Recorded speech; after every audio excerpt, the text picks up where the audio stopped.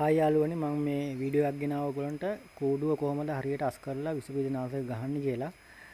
මම සත්තු පැටවුවේ ඉරිදා. දැන් අඟහරුවා දවස් වෙද්දි මම අස් කරලත් ඉවරයි කූඩුව. එතකොට මේ ඔක්කොම සම්පූර්ණයෙන්ම අයින් කරලා වහලේ අනිවාර්යෙන් මකුල් දැල් තියෙනවනේ ඒ ඔක්කොම කඩන්න ඕන. මොනවා ඒ වල ඩස්ට් එක තියෙනවා. ඒතකොට මේ දැලේ අනිවාර්යෙන් බලන්න මකුල් දැල් බැඳිලා ඩස්ට් එක අනිවාර්යෙන් තියෙන ඒ ඔක්කොම කඩන්න. ඒ වලින් තමයි සත්තුන්ට ගොඩක් විස බීජ ගිහිල්ලා සත්තුන්ට හානි වෙන්නේ. ඒක අනිවාර්යෙන් බලලා කරන්න. පොඩ්ඩක් දැල් වල තියෙද්දි හරි අමාරුයි.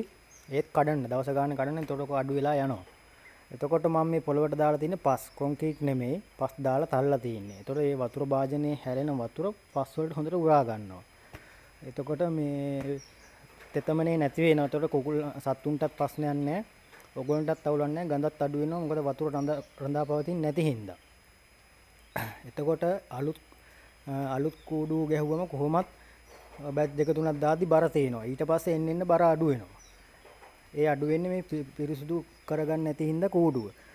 දැන් මේක පිරිසුදු කරාට පස්සේ මේ අලුණු හැමතැනම ගහන්න ඕනේ. ඒ කියන්නේ බිම එතකොට සාමාන්‍යයෙන් ওই ගලක් විතර උසට යනකම් හරි අලුණු ඒ බිත්තිය වටේටත් ගහන්න ඕනේ. එතකොට ඒ ඉන්න සත්තු කුමි මේ ඔක්කොම මැරෙනවා.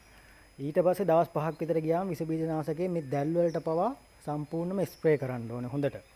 මම මේ විස බීජනාශකෙත් පෙන්නන්නම් ඕගොල්ලන්ට දැන් මේ සත්තු ගේන දවසෙත් ඒ විස බීජනාශකය අනිවාර්යයෙන්ම ගහන්න ඕනේ. සත්තු ගේන දවසෙත් උදේ රෑනේ සත්තු වෙන්නේ සාමාන්‍යයෙන් උදේවත් ගහන්න ඕනේ ආයි විස බීජනාශකේ.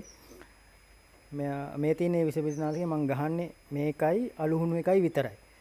මම දැන් අවුරුදු දෙකමාරක් විතර කරගෙන යනවා. මට තාම ප්‍රශ්නයක් ආවේ නැහැ. මම මේ දෙක තමයි පාවිච්චි කරන්නේ. කූඩුව පරණ වෙන්න අර විදියට හැමතැනම මකුල් දැල් මේවා බැඳලා තිබ්බොත් සත්තුන්ගේ බර අඩු වෙනවා. ඒකයි මම